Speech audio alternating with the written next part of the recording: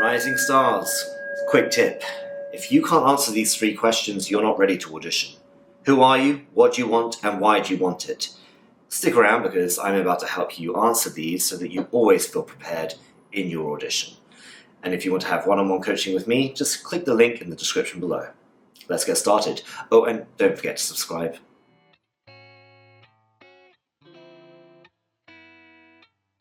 Who are you, what do you want, and why do you want it? Now, let's get to some character work. With auditions, you may only have one day, so try to get into the mode of working fast. Now, if you have 3 days a week or more, that's a blessing. TV moves really fast, and it's possible they either want to see how fast you can turn that audition in, or maybe they are simply on a tight deadline. We may never know. Now, feature film castings generally move slower, but don't be shocked if sometimes they only give you a day or 2 turnaround time. This really shows that there are no rules in this business. Now, as for non-union castings, often they have a longer turnaround, but when you get to SAG level, the deadline gets tight.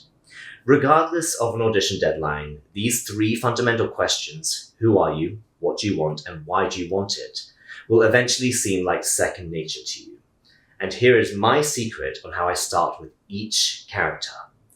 For every character I audition for, I Google their name first to see the meaning.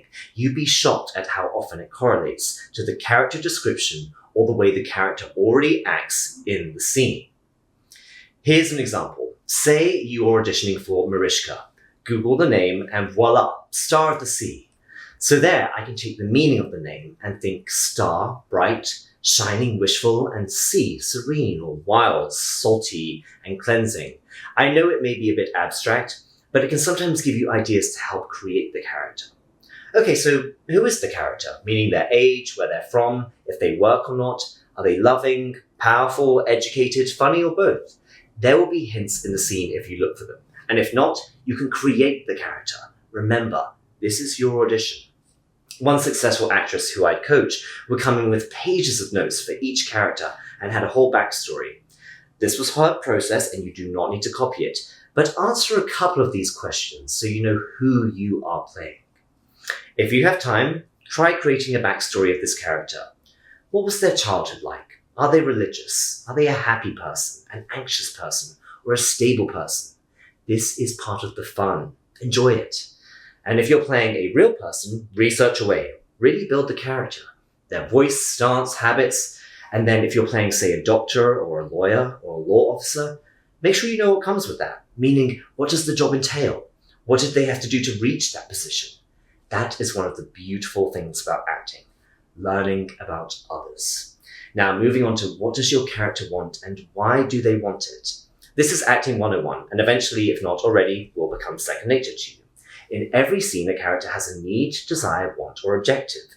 Determining this can be easy, but it should never be too casual. It must be important and it must be active. If it feels too casual, change it. In acting, we do what is called raising the stakes. This term is derived from gambling, to increase the amount of money or valuables, as well as to increase risks involved in taking an action or reaching a conclusion. Good. Now, for example, if in a scene, a character is seeking love or power, we will need to raise the stakes so that the character will get what they want. Here are some examples. To really impress a person, beat down the other character, terrify or manipulate. Good. Now moving on to what does your character want and why do they want it? Do they get it or strike out? Now, the event is usually the answer to your need and desire. The event, as we've mentioned, usually comes at the end and it will turn one way or another. Remember to use a physical action or visual cue to manifest the event or the answer.